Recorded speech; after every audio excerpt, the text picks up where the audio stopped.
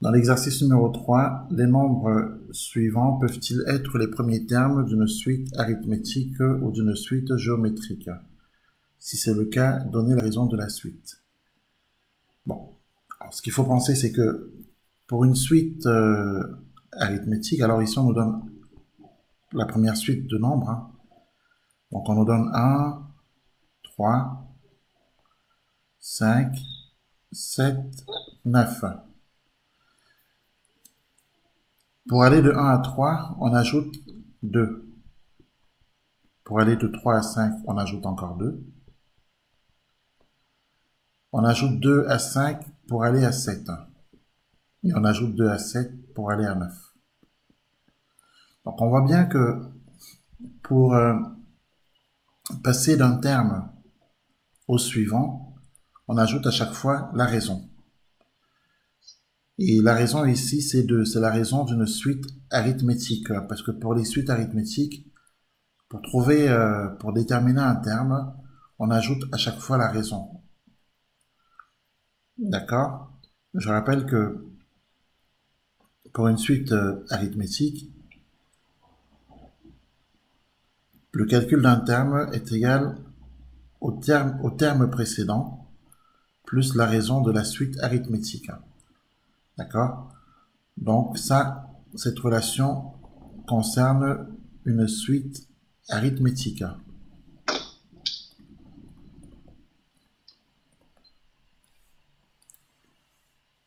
Voilà.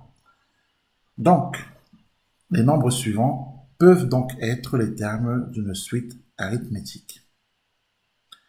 De raison R égale 2. Les nombres ci-dessus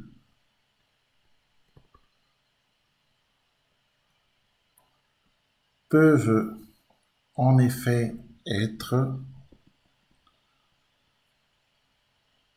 les premiers termes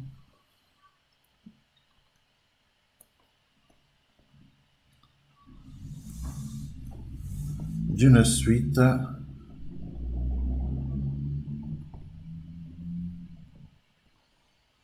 arithmétique de raison R égale 2. Voilà. De façon générale, que penser d'une suite arithmétique? Eh bien, il faut penser que quand, par exemple, le premier terme d'une suite arithmétique est U0,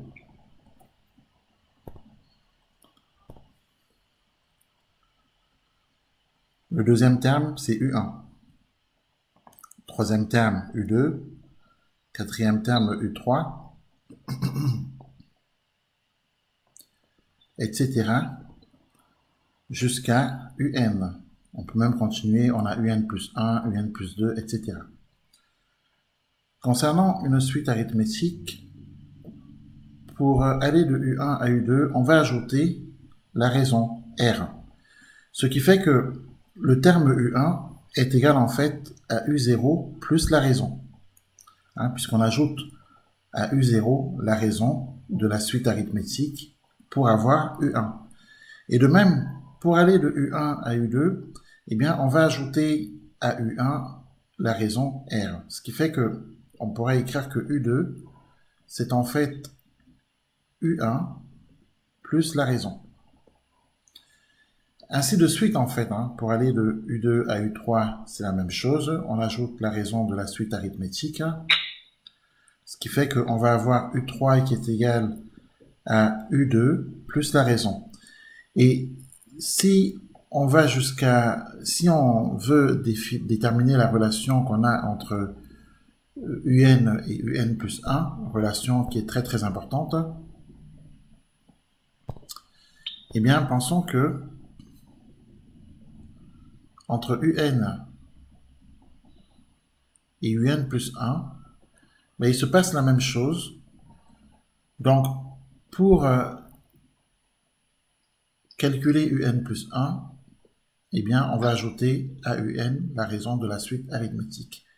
Ce qui fait que, de façon générale, on aura UN plus 1 qui est égal à UN plus R. Voilà, c'est la relation qui permet de dire que, du moins c'est la définition d'une suite arithmétique, hein. Voilà, cette relation est la définition d'une suite arithmétique.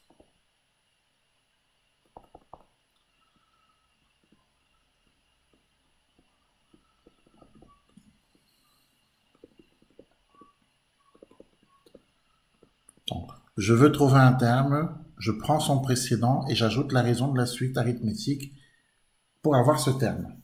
D'accord? Donc, du coup, cette relation est d'ailleurs vraie pour tout entier n, pour tout entier n. Voilà. Ensuite, petit 2,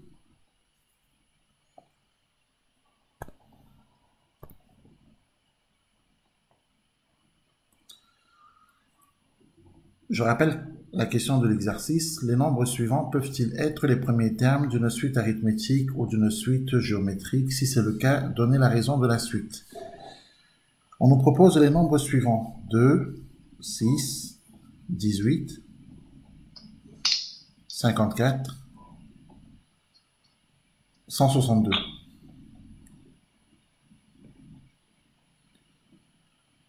Alors, évidemment, pour aller de 2 à 6, on pourrait effectivement imaginer que on ajoute par exemple 4, mais est-ce que quand on ajoute 4 à 6, on arrive à 18? Eh bien, la réponse c'est non. Et c'est là que ça pose problème. Donc, les nombres suivants ne peuvent pas être les premiers termes d'une suite arithmétique, parce qu'il aurait fallu que si en ajoutant 4 à 2 on obtienne 6, ben, il aurait fallu qu'en ajoutant 4 à 6 on obtienne le nombre suivant là, c'est-à-dire 18. Or, ce n'est pas du tout ce qui se passe, hein. Quand on ajoute 4 à 6, le résultat c'est 10. Donc, les nombres suivants ne peuvent pas être, on est bien d'accord, les premiers termes d'une suite arithmétique. Donc, pour une suite géométrique, il faut penser à multiplier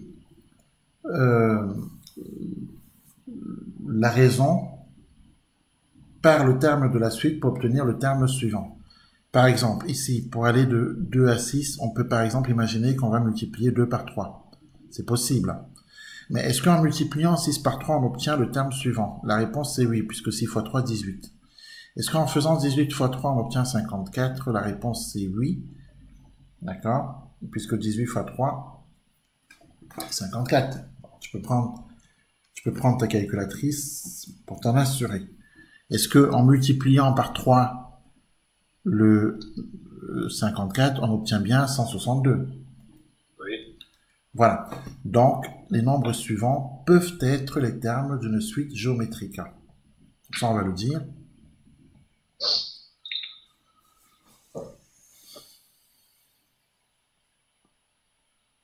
Les nombres suivants peuvent être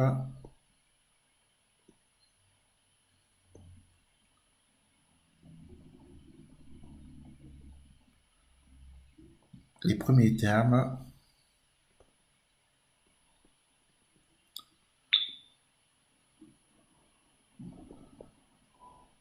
d'une suite géométrique.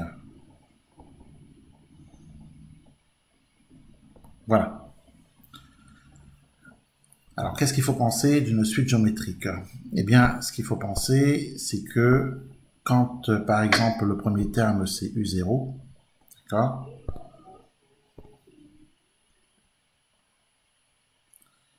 Eh bien, les termes suivants sont U1, U2, U3, d'accord? U4, U5, U6, etc. UN, UN plus 1, UN plus 2, etc. Bon. UN plus 3, UN plus 4. Ce qu'on doit comprendre, c'est que pour écrire U1, donc pour écrire le terme qu'on a ici, on a besoin d'ajouter à U0 la raison de la suite. Cette raison, on va l'appeler Q. Q est souvent la lettre qu'on utilise pour écrire la raison d'une suite géométrique. Petit r est la lettre qu'on utilise pour écrire la raison d'une suite arithmétique. Bon. C'est tout simplement pour marquer la différence entre les deux raisons et éviter toute confusion. Donc, il faut qu'on ajoute la raison Q à U0 pour obtenir U1. Sauf que cette même raison Q, on va l'ajouter à U1 pour obtenir U2, et ainsi de suite. On ajoute Q à U2 pour obtenir U3, et de façon générale, pour obtenir UN plus 1, on va ajouter la raison Q à UN. Donc à chaque fois, on va multiplier les termes par la raison pour obtenir les termes suivants. De la relation qu'on a ici,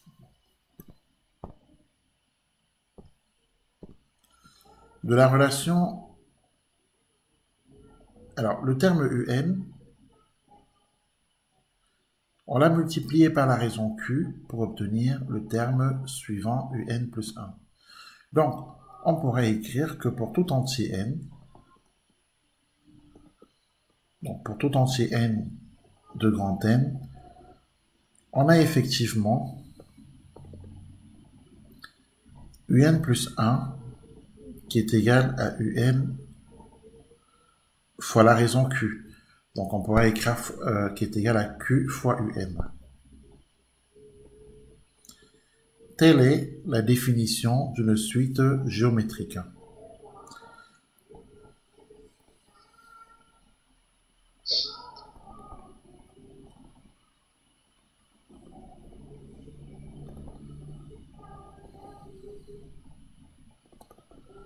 Donc définition d'une suite géométrique de raison Q.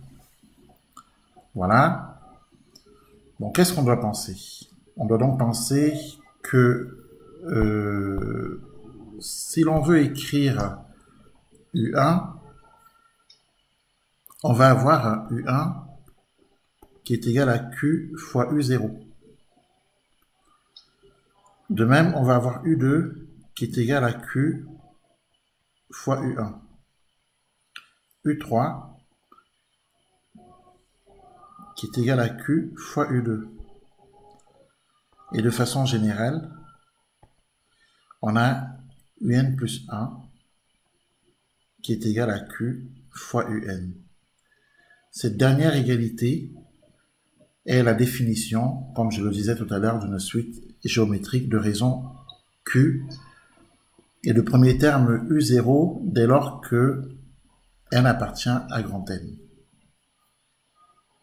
Voilà. Question suivante.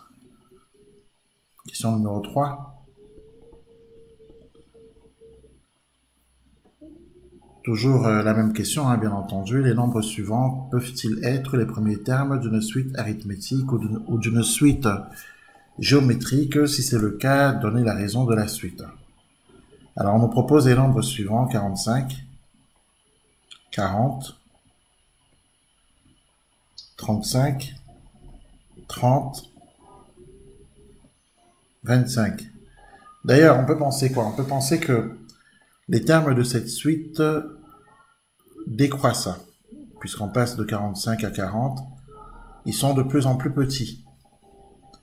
Donc, cette suite semble décroissante. Elle semble décroissante puisque les termes décroissent. Si on prend les termes de la suite des deux suites précédentes, les termes sont croissants, donc la suite semble croissante. Bon. Alors nous, ce qui nous intéresse, c'est de répondre à la question sur la nature de la suite.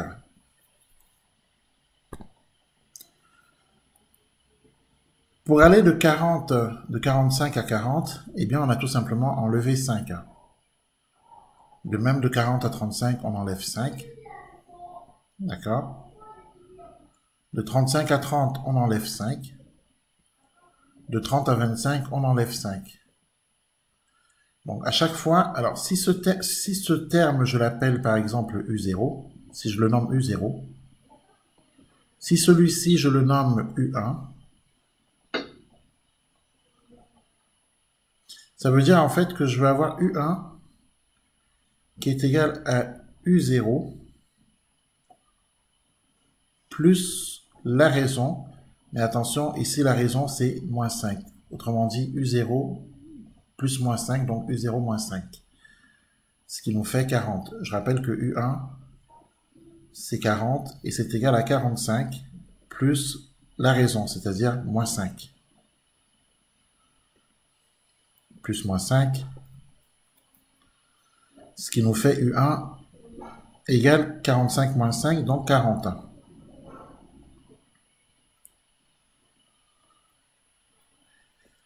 Que si j'appelle ce terme donc U2,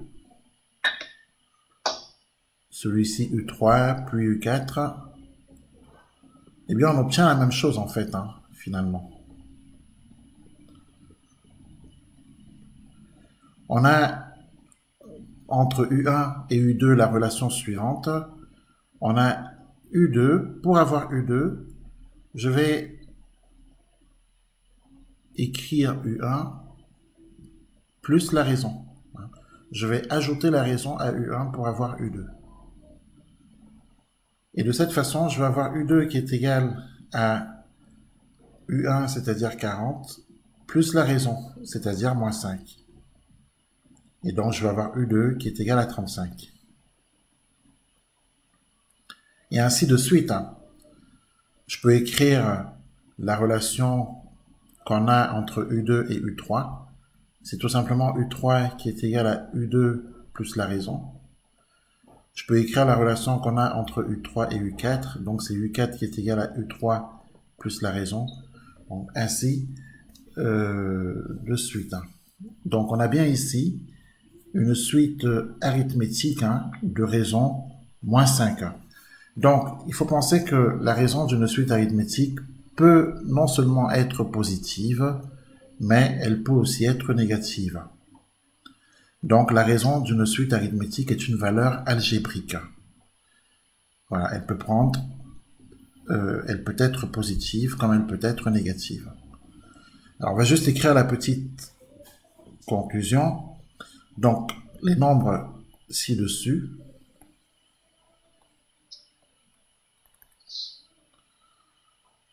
d'accord, peuvent en effet être les premiers termes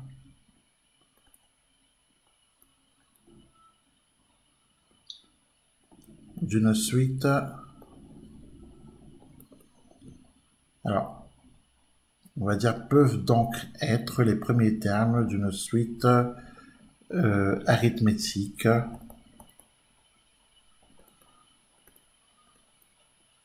de raison R égale moins 5. Voilà pour la question numéro 3. Question numéro 4, même question.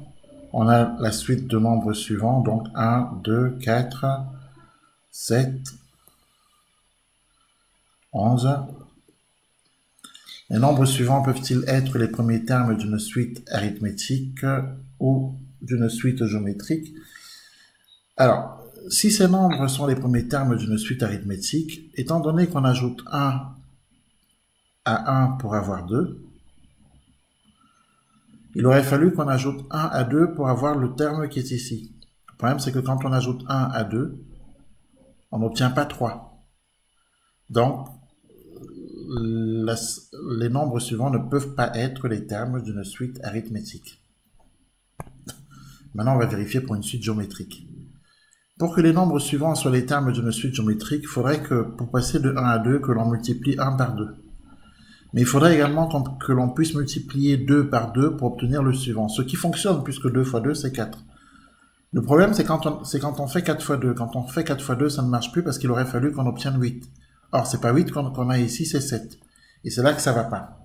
Donc, effectivement, on peut conclure ici que les nombres suivants ne peuvent pas être les premiers termes d'une suite géométrique. Donc, finalement, les nombres suivants ne peuvent être les termes d'une suite arithmétique, ni ceux d'une suite géométrique. Donc, en conclusion, les nombres ci-dessus ne peuvent être les termes d'une suite arithmétique, ni ceux d'une suite géométrique.